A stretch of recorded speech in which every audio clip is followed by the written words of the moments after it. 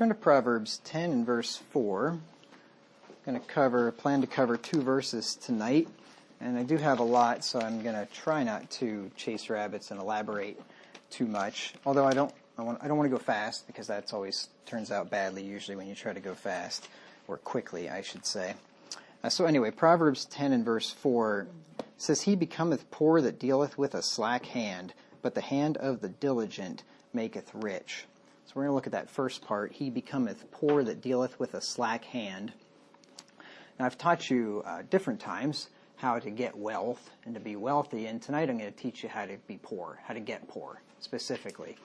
And there are several ways to do this. Now any one of these things probably won't get you poor, really poor, but if you combine a bunch of these things and do them a lot and consistently, then you can probably get poor pretty quickly and stay that way. So that's what I'm going to teach you how to do tonight. Kind of being sarcastic, but it's yeah. But you're going to learn. You're going to learn. Most Americans have already figured this out, but in case you haven't, you're going to learn some things here. So there are a number of ways in the Bible to become poor. Now the verse that we're looking at here is the primary way, but I'm going to save that one till last. The first one is refusing instruction. Proverbs 13 and verse 18. It says, "Poverty and shame shall be to him that refuseth instruction, but he that regardeth reproof shall be honored." So the first way to get poor is to refuse the instruction of the Scripture, of the preacher when he preaches it, of people with good wisdom and counsel and teaching you how to manage your money. Refuse that instruction. That's your first step towards poverty.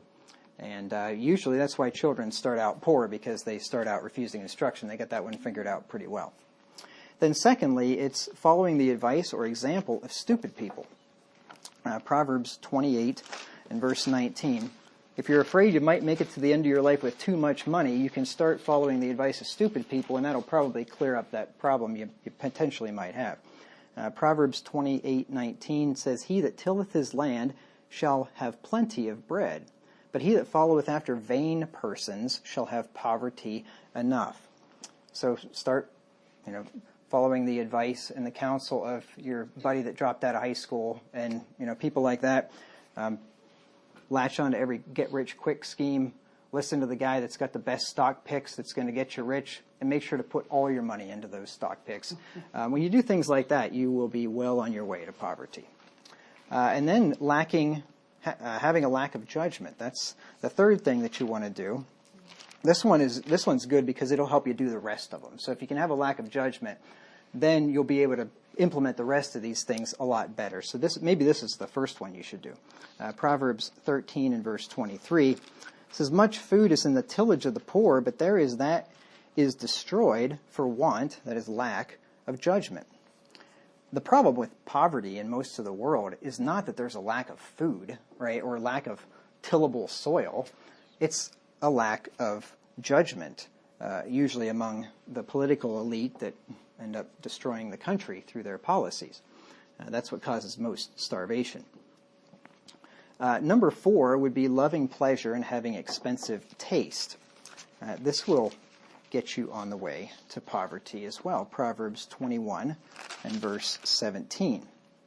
"He that loveth pleasure shall be a poor man. He that loveth wine and oil shall not be rich." So, start really loving the finer things of life. Start buying yourself really expensive bottles of wine, drinking them every night. I'd recommend going out to eat at least 5 times a week. At least. At least. Lunch and dinner is a lot better than just dinner. If you have to pick one, dinner is more expensive, so do that one. That's definitely the way to go. Bottle of wine with every meal, for sure.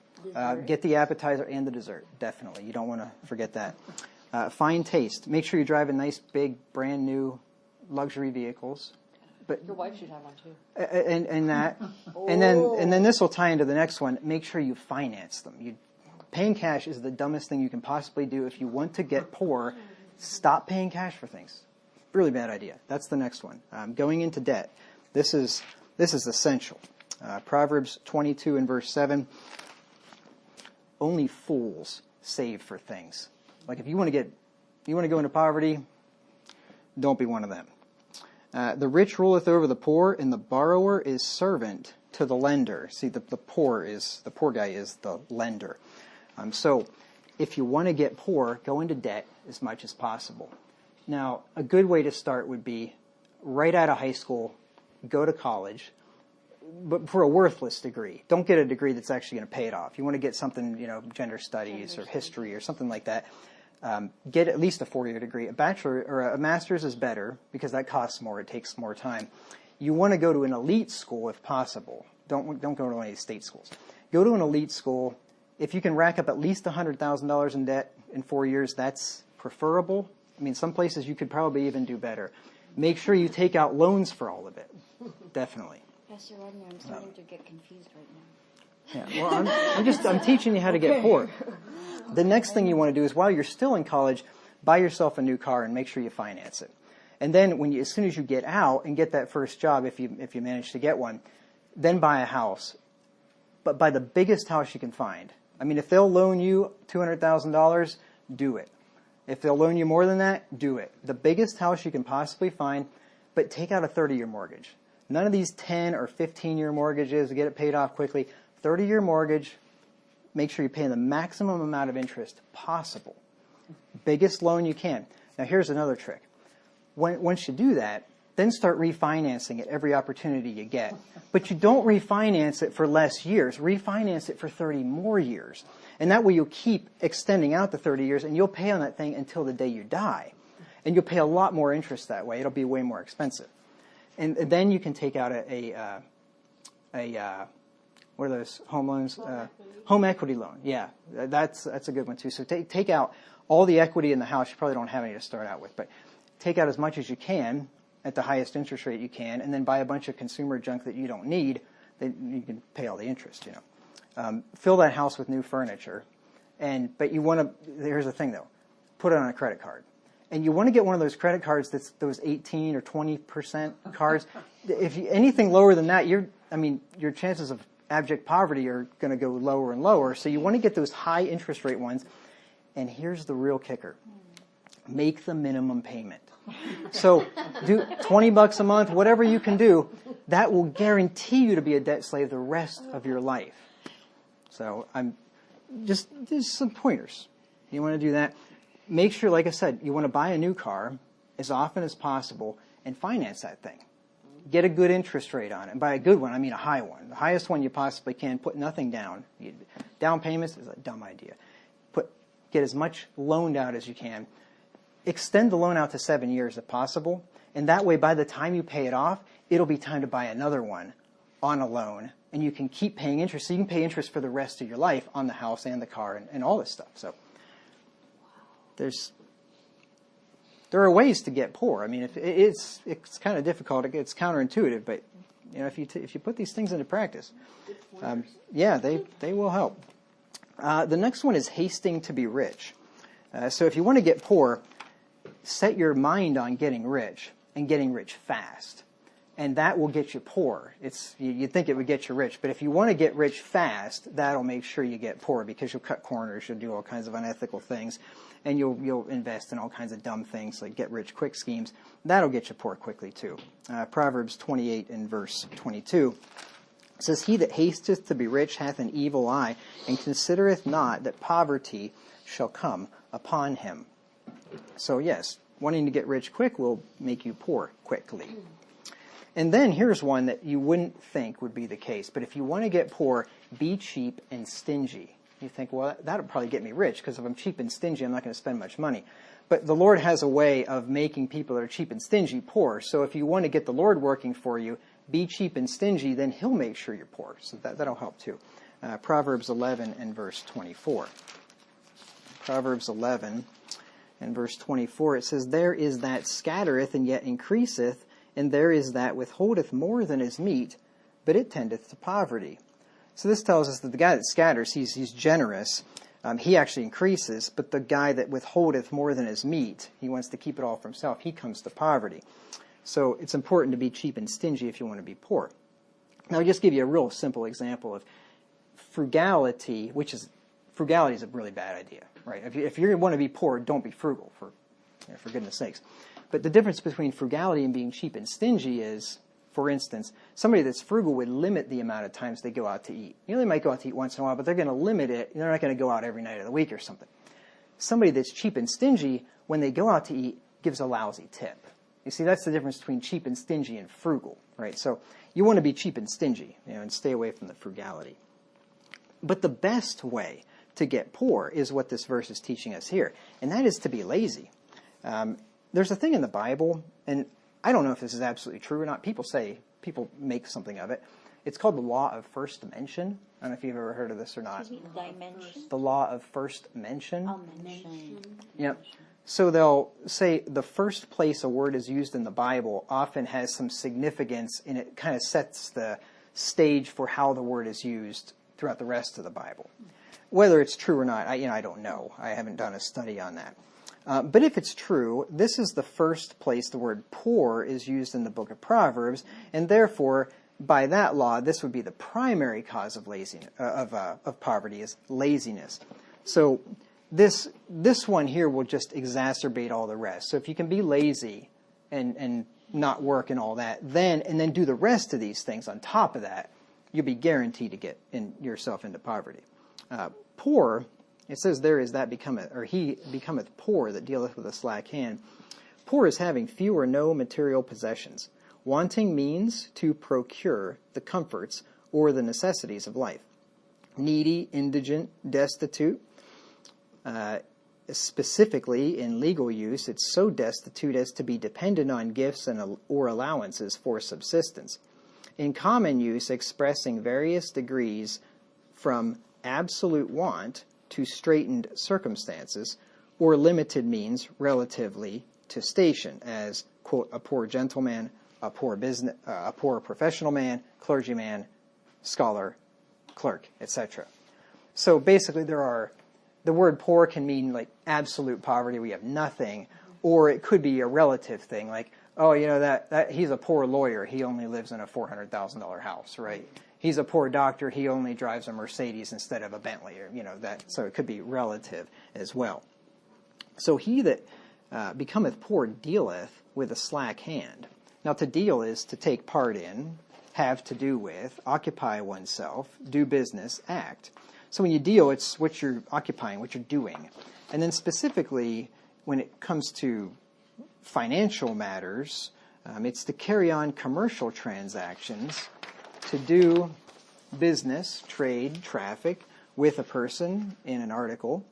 It is to have to do with a thing in any way, to busy or occupy oneself, to concern oneself with.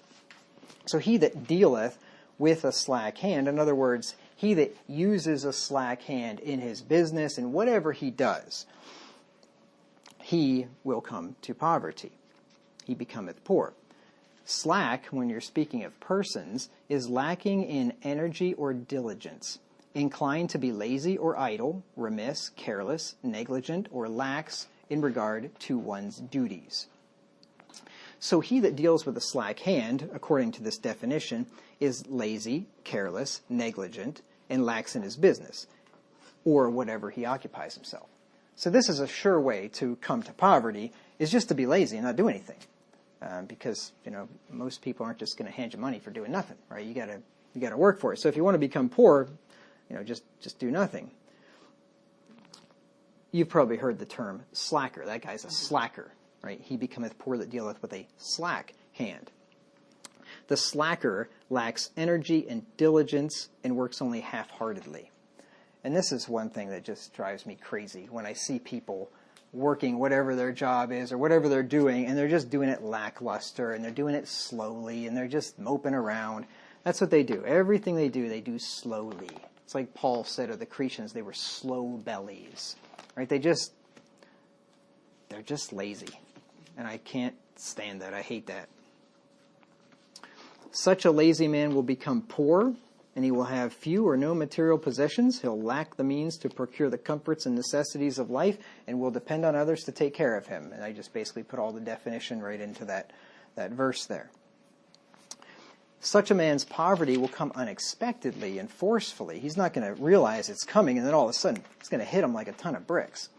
Proverbs 6 through 11. says, Go to the ant, thou sluggard, consider her ways and be wise, which having no guide, overseer, or ruler, provideth her meat in the summer, and gathereth her food in the harvest. How long wilt thou sleep, O sluggard? When wilt thou arise out of thy sleep? Yet a little sleep, a little slumber, a little folding of the hands to sleep, so shall thy poverty come as one that travelleth, and thy want as an armed man. The poverty coming as one that travelleth is unexpectedly. In these days, people didn't call you on their cell phone and say, hey, I'm going to be there in an hour. They just showed up and knocked at the door. One that travelleth. Comes, you're not expecting it. This is what happens. Eventually, you do these things that I've just taught you how to do, of course with tongue-in-cheek. I'm not really telling you to do these things. But if you do these things, they will begin to add up, and all of a sudden, bam, poverty comes, the bills are due, and you don't know what you're going to do. And there are people that live like that. There are people that live that are waiting for the paycheck to come and just hoping that that bill doesn't come due the day before the paycheck comes. They're hoping that the paycheck comes in and the bill comes due the next day, and they're like, crossing their fingers, waiting with bated breath. I mean, I've talked to people like this. It's like, man, I'd be having a heart attack if I lived like that. That would stress me out to no end. I can't even imagine living like that. But there's a lot of people that do. Such a man will destroy himself. Proverbs 10 and verse 15. It says, the rich man's wealth is his strong city. The destruction of the poor is their poverty. I mean, you look at these poor people in these third world countries and you see how they live. I mean, that's destruction right there. They are not flourishing. They're not living well. Lazy people love to sleep, which brings them to poverty. There's a number of verses in Proverbs about this. This is one of the main reasons why people are poor.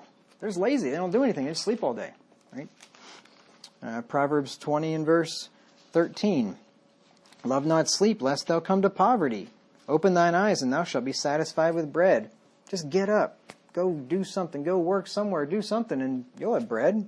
If you sleep all day, you're not going to. Proverbs 23 and verse 21. For the drunkard and the glutton shall come to poverty, and drowsiness shall clothe a man with rags. Now that's a double whammy there. You sleep a lot, and then when you get up, you drink a lot. You are going to be poor, and there's no doubt about that. Proverbs 24, 30 through 34. I went by the field of the slothful, by the vineyard of the man void of understanding, and lo, it was all grown over with thorns, and nettles had covered the face thereof. The stone wall thereof was broken down. He's not maintaining his property because he's sleeping too much. Then I saw and considered it well. I looked upon it and received instruction. Yet a little sleep, a little slumber, a little folding of the hands to sleep. So shall thy poverty come as one that travelleth, and thy want as an armed man. See, in this case, he might not have to sleep all day. Just a little sleep. Just sleep that extra hour or two, and do that every day. And say, you know what, I really, the house needs painted, or the whatever, something needs fixed on the house. The roof is starting to leak. I really need to fix it. I'll do it tomorrow. I'm just tired. Just an hour here, an hour there. And before you know it, his poverty comes upon him. Proverbs 26 and verse 14. As the door turneth upon his hinges, so doth the slothful upon his bed. He's just rolling over from one side to the other. And that alarm clock goes off, and he rolls over, and he hits the snooze button. He rolls back over. And it just goes on and on and on. That's why he's poor. And then lazy people won't work during difficult conditions, and therefore they end up poor that way too. Because work is not called work for no reason. It's called work because it's labor. It's hard. And sometimes you got to work when it's raining, when it's cold, when it's miserable, when you don't feel like it, when you're tired. And people that won't do that are going to be poor. Proverbs 20 and verse 4 says, the sluggard will not plow by reason of the cold. Therefore shall he beg and harvest, and have nothing. In those days, before social safety nets and all that, you were just going to sleep through plowing season. You're going to starve during harvest season. A sluggard is one who is naturally or habitually slow, lazy, or idle. One who is disinclined for work or exertion of any kind. A slothful or indolent person. Like I said, when a lazy man does work, he works very slowly. And I'll tell you, there are certain parts of the country that are worse than others.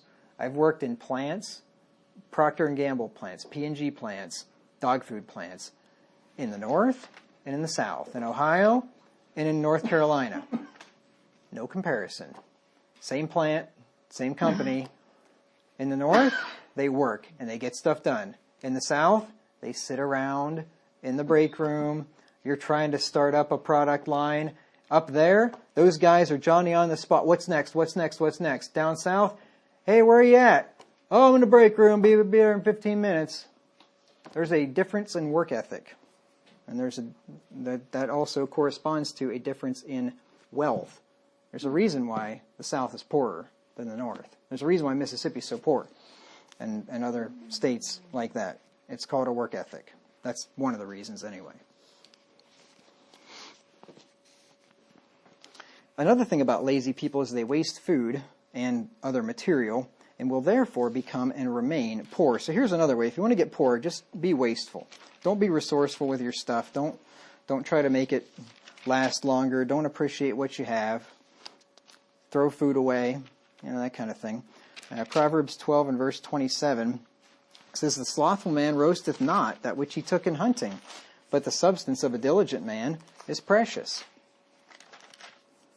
And there's probably a lot of people out there that money is tight for them, and if they just would be more careful with what food they buy, what food they eat, and making sure they buy and eat everything they buy, and are just, not buying a bunch of stuff and then letting it go to waste, they might not be so in such desperate straits. If they just be a little more careful and not be so wasteful. Proverbs 18 and verse 9. Proverbs 18:9, "He also that is slothful in his work is brother to him that is a great waster." The lazy guy and the guy that wastes are brothers. They're close. They're tight-knit. Because think about it. It's easier to waste something than it is to preserve it. I mean, you have a garden. You grow a bunch of vegetables in your garden. Is it easier to let them sit out there and rot? Or is it easier to come in and can them and dry them? And of course, right? It's a lot easier just to let them rot, just to waste them. Just say, I can't eat it. So, right? So that's why, the two of those things are tied together. And then the thing about lazy people is, slothful person is a person full of sloth, indisposed to exertion, inactive, indolent, lazy, sluggish. And a sloth, or sloth, the noun, is physical or mental inactivity, disinclination to action, exertion, or labor, sluggishness, idleness, indolent, laziness. So there is mental and physical work, and there's mental and physical sloth, right? You can be lazy mentally or physically, or you can be lazy mentally, right? You can be either one. In the case of a preacher, right, a preacher has to be diligent mentally and can't be lazy mentally because, he doesn't have a boss, not an earthly one anyway. He could just be wasting his time, goofing around, not being diligent. It'll come out eventually. I mean, it'll be obvious, but for a while you could probably get away with it. And then lazy people refuse to work. We get a lot of that in this country. I mean, look at the labor shortage that we have. You get restaurants that can't even stay open all day long because they can't get people to work. How is this possible? Right? It's got to be government benefits. It's got to be something. I mean, there's something going on here. People aren't working, and yet they're consuming, right? I don't see people starving, so they're getting money somewhere. Just shows you that this is the moral hazard. Proverbs 21 and verse 25. But I have a solution to that. Elect me. I'll solve the problem quickly. Proverbs 21:25. But then I would be dead. If you'd solve the problem, you would die. Proverbs 21 and verse 25, it says, "The desire of the slothful killeth him, for his hands refuse to labor." He just won't work. He just refuses to. And his desire kills him because he wants something so badly, but he won't work, and therefore he can't have it, and it's just eating him up inside. But the Bible tells us that they that will not work shall not eat. 2 Thessalonians 3 and verse 10. And if we just implemented this simple law in this country, it would solve a lot of problems. 2 Thessalonians 3 and verse 10. For even when we were with you, this we commanded you, that if any would not work, neither should he eat. Would not. Not cannot. Would not. Won't do it. He doesn't want to. Any man that can work and won't shouldn't eat. The Pilgrims figured this out.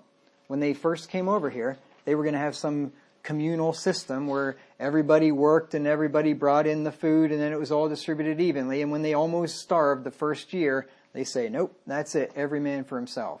And then they began to prosper. He that will not work, he will not eat. I say let him starve. The connection between working and eating has been broken in this country. There's no connection there anymore between working and eating. I say let him starve. You say that's mean. I say not really. It'll be best for them in the end because they're not going to starve. They're going to work. Nobody's going to starve to death because they won't work. That's impossible, I would think. And starvation is a great incentive to work. Proverbs 13 and verse 4. Proverbs 13 and verse 4.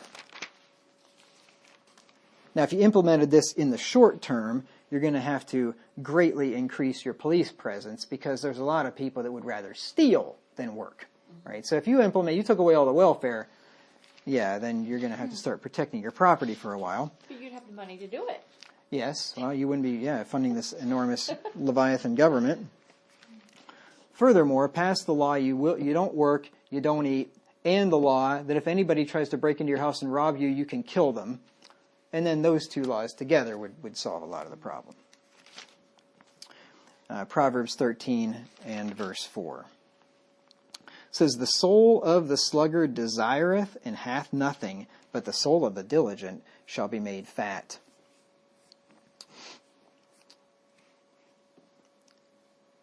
It's a great incentive to work because it makes you desire and you're going to do something about it. Proverbs 19 and verse 15, slothfulness casteth into a deep sleep, and an idle soul shall suffer hunger. That's the way it's supposed to be anyway. And then lazy people always have an excuse for their laziness. They always have a reason. Proverbs 22 and verse 13.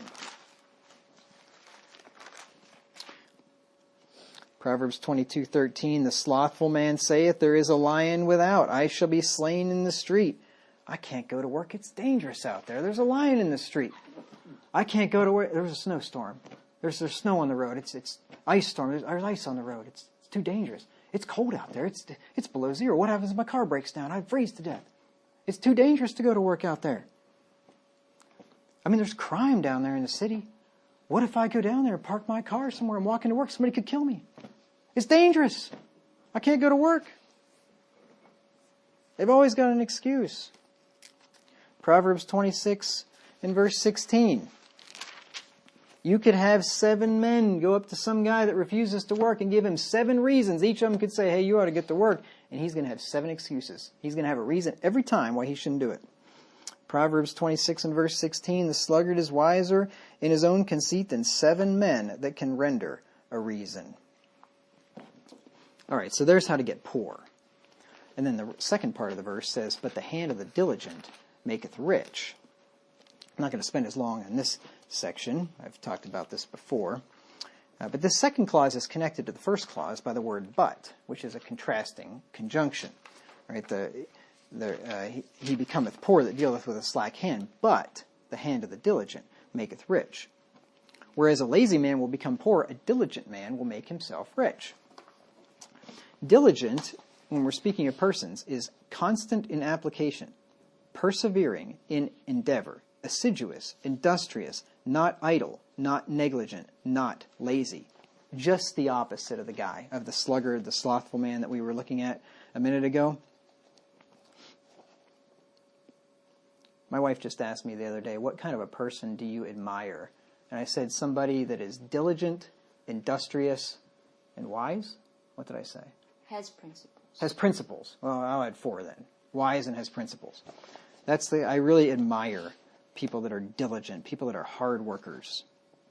Assiduous, means of persons or agents constant in application to the business in hand, persevering, sedulous, unwearyingly diligent. And then diligent was defined with industrious, which means characterized by or showing intelligent or skillful work. Skillful, able, clever, ingenious. Characterized by or showing application, endeavor, or effort.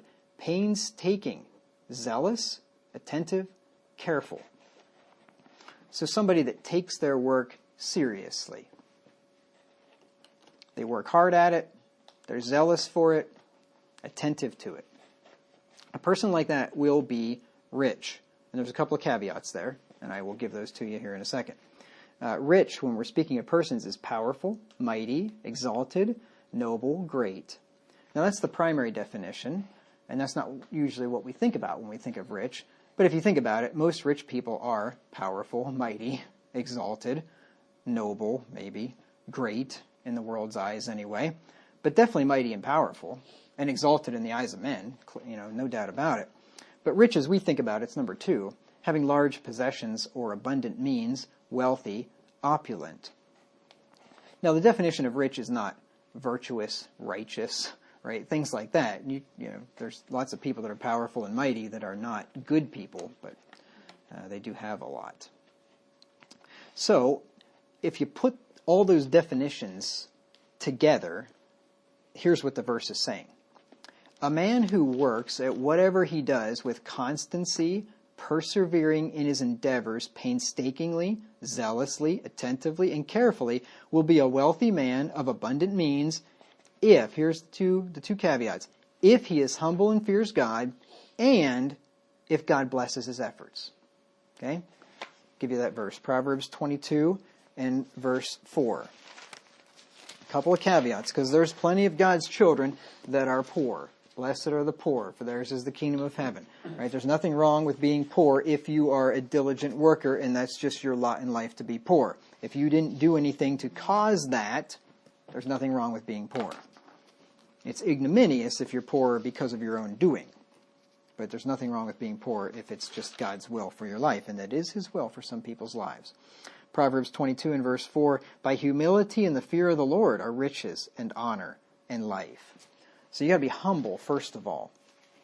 And then you have to rely on God to bless your efforts. He may bless your hard work with increased wealth, or He may not. Proverbs 10 and verse 22. It says, the blessing of the Lord, it maketh rich, and He addeth no sorrow with it. So you got to have that blessing of the Lord, along with the hard work, along with humility. We're told in Proverbs 21 and verse 5 that the thoughts of the diligent tend only to plenteousness. And this is why some people out there are more wealthy than others, because they're not only diligent, but they think a different way. Rich people, wealthy people think differently than poor people do. And that's what people have written books about this. It's absolutely true. They think differently, entirely different. They view money differently. They just have a totally different mindset. That's why I've heard if you could somehow make everybody equal and take all the wealth in the world and equally distribute it to each person, it would be a matter of probably weeks or less before all of a sudden a lot of people have a lot of it and most people don't have very much of it. Because those people think differently, and they are going to start doing things, and I'm talking about in a free market and doing things honestly. They're going to say, hey, you know what? If I made this thing, people would like it, and I could make it and sell it to them, and it's going to improve their lives. And these people are giving their money to this guy, and he's making things, right? So equality will never, ever, ever happen. It's a horrible idea, because if you have equality, all you're going to have is everybody equally poor. There's no other outcome than that. Pastor Wagner, going back to Proverbs 22:4, by humility and the fear of the Lord are riches and honor and life. The fear of the Lord means keeping His commandments, right? Mm-hmm. And I just thought part of it, yeah. One of it, yes. Mm-hmm. And keeping His commandments involve being industrious. Right, yeah. And that makes sense. Yes, that's right. Proverbs 21:5, the verse that I mentioned didn't get to yet. says, the thoughts of the diligent tend only to plenteousness, but of everyone that is hasty, only to want. You see, the thoughts of the diligent, they're going to plan and figure out the best way that they can make money, improve their station, get a good education or training or something, and then save money, make wise decisions, invest in a business or whatever. They're thinking about things like that. Whereas everyone that is hasty says, I got a plan to get rich. I'm going to buy lottery tickets, right? Something like that. And there are dumb people out there that think like that, right? You haste to be rich, you're not going to be. And he who labors will increase, we're told. And just becoming wealthy, whether it's a little bit wealthy or a lot wealthy, is largely dependent on if you're going to work for it or not. Most wealthy people work a lot. I mean, they didn't just get that way just because they got lucky or something. Proverbs 13 and verse 11. He that tilleth his land shall be satisfied with bread, but he that followeth vain persons is void of understanding. So you till your land. Well, what's the different wrong one? What verse am I? Oh, that one actually fit, but I was looking at 13:11 is the one. Wealth gotten by vanity shall be diminished, but he that gathereth by labor shall increase. Wealth gotten by vanity. Lottery ticket winners are usually broke within a few years or less. People that get large inheritances, it's usually gone. They blow it. I've seen it. I've seen poor old people work and skimp and save and be frugal their whole lives and amass a nice, a decent chunk of money and leave it to the kids, and it is gone. With some of them, it's gone before they even get it. It's spent before they even get the check. It's crazy. Happens all the time. Proverbs 14:23. In all labor there is profit, but the talk of the lips tendeth only to penury. In all labor there is profit. So no matter what you do, if you work hard at it, it's profitable. There's no job that's beneath a Christian. Now, Christians should be diligent workers at whatever they do. We're told in Ecclesiastes 9 and verse 10, whatsoever thy hand findeth to do, do it with thy might. So whatever it is, whatever you work at, do it with your might. Work hard at it. We're supposed to be working as if we're working for Jesus Christ and not for men. Colossians 3:23 through 24. I'm going to skip the one in Ephesians. Colossians 3:23 through 24. It says, and whatsoever ye do, do it heartily as to the Lord and not unto men, knowing that of the Lord ye shall receive the reward of the inheritance, for ye serve the Lord Christ. Whatever you do, do it heartily. Do it with your heart, right? Put your passion into it and do it as to the Lord and not as to men. Christians are supposed to be not slothful in business, fervent in spirit, serving the Lord, in Romans 12 and verse 11. And fervent is hot, burning, glowing.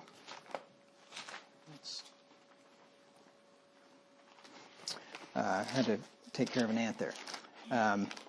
Hot, burning, glowing, boiling, of persons, their passions, dispositions, or actions, ardent, earnestly intense. Somebody that really puts their heart into their work. Christians should be the hardest working people around. They should be. Christians should be the hardest workers. Christians should have a reputation that you hire them, you're going to get a hard worker. A lazy Christian is an oxymoron. It's just a contradiction of terms. And those who work diligently will not be poor. And that takes, yes, what? Well, doesn't it have something to do with how you treat your brethren or your brothers too? Of verse 11, not slothful in business. Fervent in spirit, serving the Lord? Yes. Not I read particular. in a commentary that it has something to do with. I don't know. Could be, but it's mainly business is what you do. So. Oh, thank you. All right, so that takes care of verse 4. Just a quick note at the end of the sermon. The most important thing a believer in Jesus Christ can do is to be a member of one of God's true churches.